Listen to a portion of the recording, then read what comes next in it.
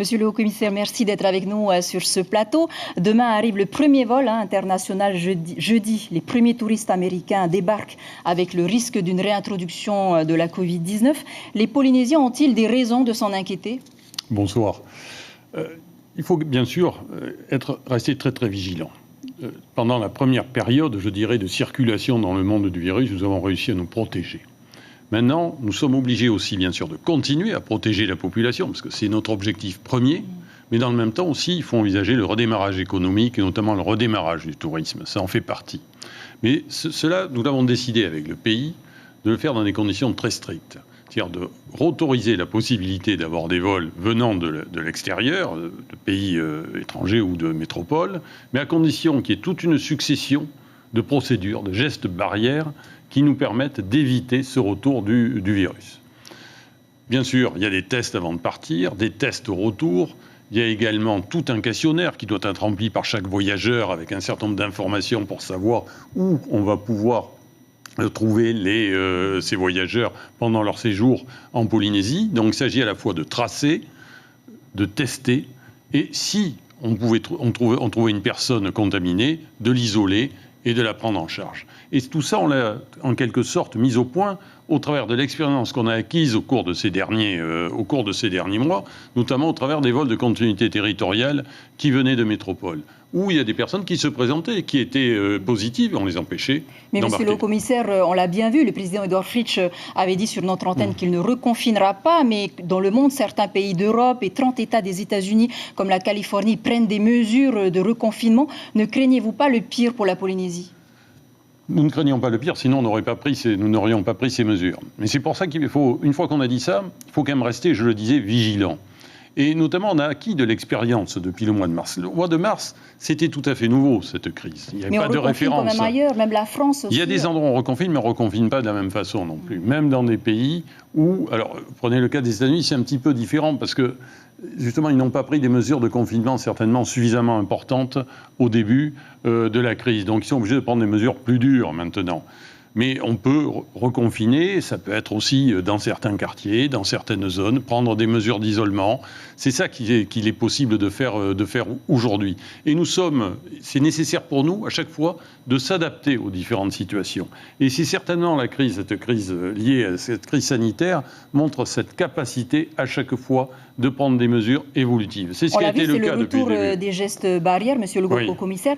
Vous avez prévu des contraventions pour, par exemple, le non-port du masque dans les transports publics, comme en France ? Non, il n'y a pas, pour l'instant, d'obligation de porter le masque. Pourtant, ces gestes barrières sont essentiels. Cela a été dit, d'ailleurs, dans le reportage très intéressant qui a été fait. On voit que les salariés bien sûr, attendent le retour des clients, parce que c'est comme ça qu'ils peuvent vivre, mais avec aussi des formations particulières pour, justement, ces gestes barrières. On n'a pas prévu, pour l'instant, d'obligation de porter le masque. Je veux dire que, par exemple, à l'aéroport, je souhaite qu'on puisse rapidement prendre des mesures pour que le port du masque soit rendu systématique. Monsieur le haut-commissaire, merci beaucoup pour ces premières réponses. Et en ce mardi 14 juillet, la fête nationale célébrée en Polynésie n'avait pas le même panache habituel. Contexte sanitaire oblige, point de défilé. Mais une cérémonie écourtée avait été organisée à Avenue Pauvan ce matin. Une prise d'armes avec revue des troupes et des remises de décoration sur place Thierry Stamfleur et Hubert Liao. Les apparences sont parfois trompeuses. Ce petit mouvement, avant la présentation au drapeau, sera quasiment le seul de la matinée. Ce 14 juillet 2020, amputé de son sempiternel défilé des troupes, restera donc dans les annales. On peut comprendre avec le Covid-19 qui est actuellement et qui risque peut-être de revenir avec l'ouverture de nos frontières. On essaie de minimiser un peu les risques au fait. Un 14 juillet sans défilé, c'est un peu triste? Ça fait un peu bizarre, oui. C'est pas comme avant. On dirait, quand tu vois le défilé aujourd'hui, c'est un peu écarter les gens et risquer. Bon. La remise de décoration, elle, a bien eu lieu, mais sans accolade. Comme un symbole, et même si la décision avait déjà été prise bien avant la crise sanitaire, c'est un médecin civil qui a été la récipiendaire de la plus haute distinction de la République française. Et en vertu des pouvoirs qui nous sont conférés, nous nous faisons chevaliers dans l'ordre de la Légion d'honneur. Je suis médecin polynésien Et j'ai consacré toute ma carrière à la santé des Polynésiens et notamment à la santé des femmes polynésiennes. Et je pense que c'est probablement ça qui a fait que l'État a souhaité couronner ma carrière par la remise de cette médaille. Dans son allocution publique, le haut-commissaire a beaucoup fait allusion au Covid-19 qui a tant marqué les esprits et qui continue d'inquiéter, surtout au moment où les frontières s'ouvrent.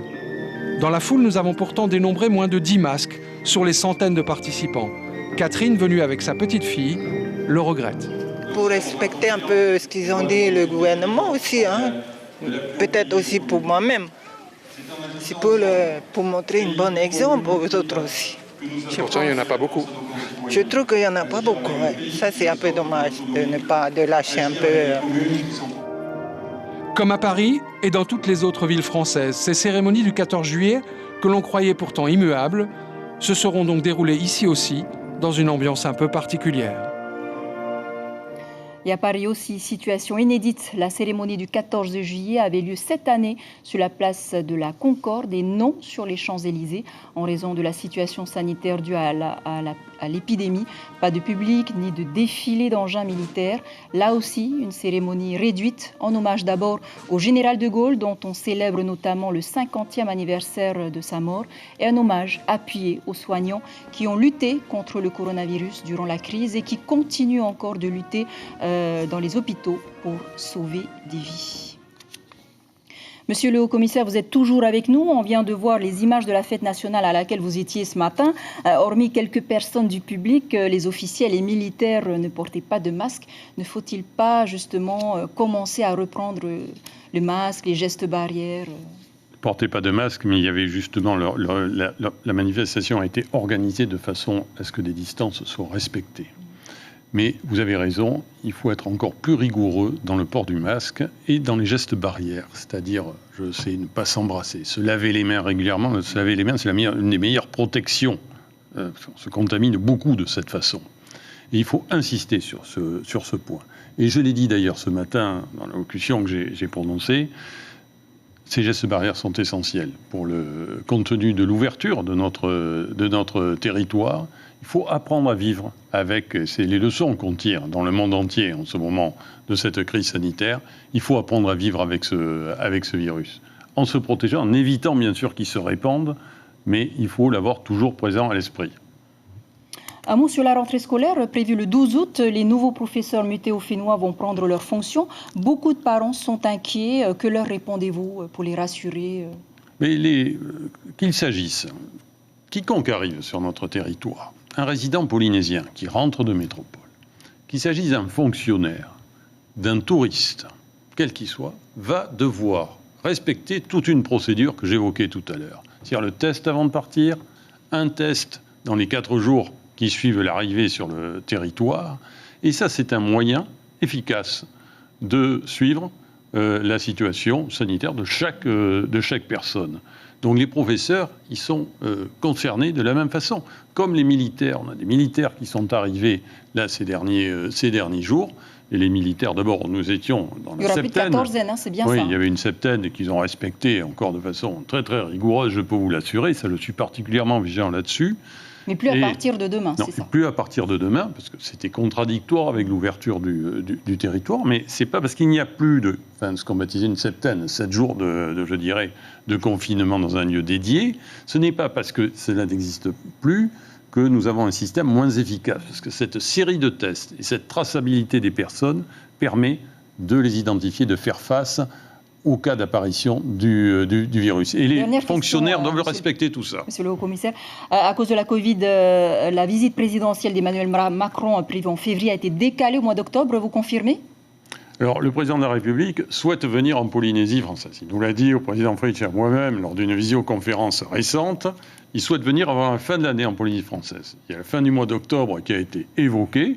C'est une hypothèse qui n'est pas encore confirmée. Espérons que nous pourrons accueillir le président de la République.